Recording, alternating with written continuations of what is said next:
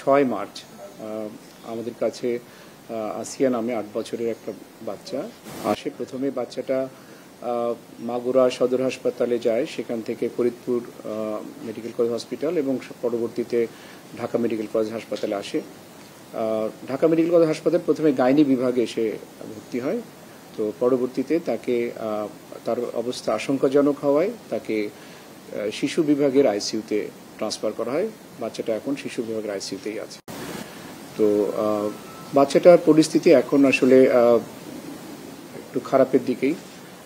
তাকে ভেন্টিলেটরে রাখা হয়েছে। তার পরিস্থিতি অবনতি হয়, তাকে আমরা গতকাল রাত 9টার দিকে ভেন্টিলেটরে রেখেছি। মেইন সমস্যাটা তার গলার কারণেই তার আসলে এই যে হাইপক্সিয়া হয়েছিল, সেই কারণে একবার তার কনভালশন হয়েছে, খিঁচুনি উঠেছিল আর কি। তো এমনি শরীরের অন্যান্য অংশেও কিছু কিছু তার স্ক্র্যাচ মার্ক বা এই ধরনের কিছু মার্ক আছে। আমরা 4 সদস্যের একটা মেডিকেল বোর্ড করে দিয়েছি।